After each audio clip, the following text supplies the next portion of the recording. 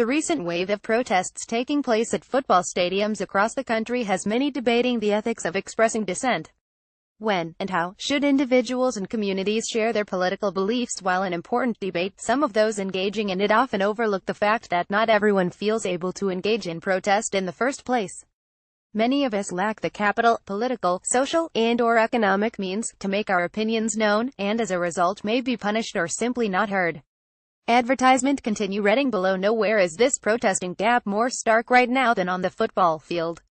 In recent weeks, a growing number of players and coaches have taken a knee during the national anthem, following the lead of the now unsigned NFL player Colin Kaepernick, who adopted the gesture to protest racial injustice.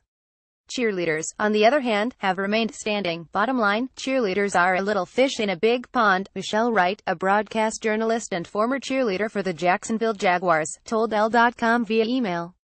Although they are of great worth and value to the football experience and their respective communities, many are undervalued.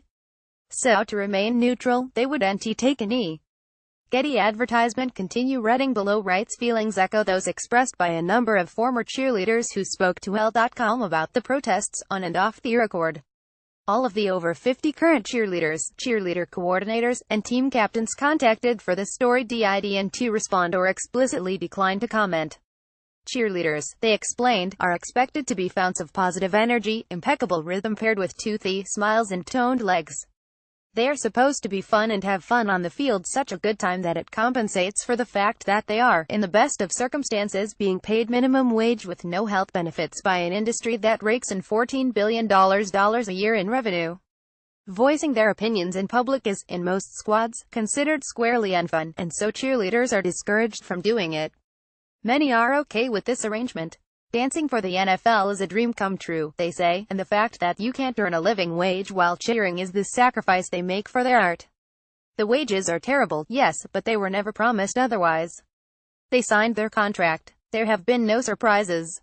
Some acknowledge the sexism in the way they are treated, from being referred to as girls, to having to look put together at all times, on and off the field, but think the experience is still worth it in the end. It would be hard to be the only one. I'm not shocked that they are not protesting, one former cheerleader told Elle.com.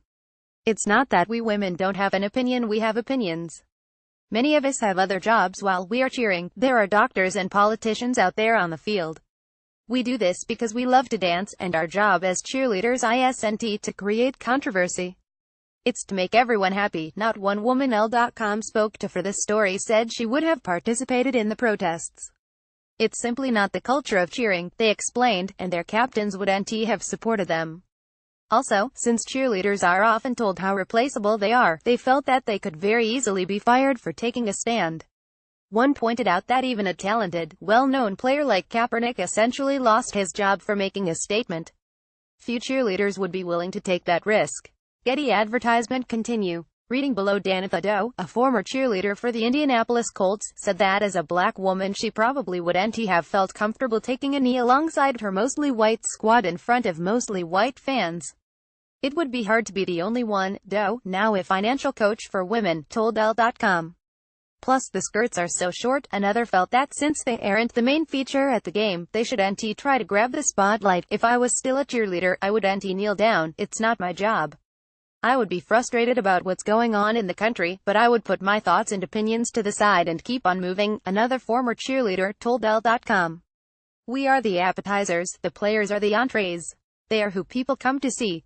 There is a huge intimidation factor that these women experience. Most of them agreed that should a cheerleader protest, it would not be taken well by their captains or their teams. Cheerleaders are discouraged from voicing personal opinions while working or critiquing their profession, and when they do, controversy ensues. Over the past 3 years, there has been an ongoing fight to get cheerleaders compensated fairly. A former San Francisco 49ers Gold Rush girl calculated that she made $2.75 an hour, one that has led to a number of high-profile multi-million-dollar settlements, along with disquietude among colleagues who disagree about whether this is a fight worth having. There is a huge intimidation factor that these women experience. These are women who have trained for more than a decade, sometimes longer. They get this role and they won't even call them women, they call them girls. And they constantly tell them how replaceable they are and a million people want their job. They denigrate them and make them feel worthless, and then they tell them to tell everyone that it's great. Drexel Bradshaw, a San Francisco-based lawyer who worked on a number of lawsuits against the NFL involving compensation for cheerleaders, told Elle.com. These includes cases in which cheerleaders are trying to get paid fairly, and a current one in which cheerleaders are alleging that the NFL teams actively conspired to underpay them and prevent them from negotiating higher wages. We have fans as well. Why isn't the league interested in hearing what we have to say? Advertisement. Continue writing below. Doe said that while she understands why individual cheerleaders aren't taking part in the recent protests, the fact that the NFL discourages many of its female employees from expressing themselves is something more of them should consider resisting. There's a bigger conversation to be had here. Why, as women, aren't we a bigger part of these conversations? Why isn't our opinion valued as highly as others? Said Doe. We have fans as well. Why isn't the league interested in hearing what we have to say?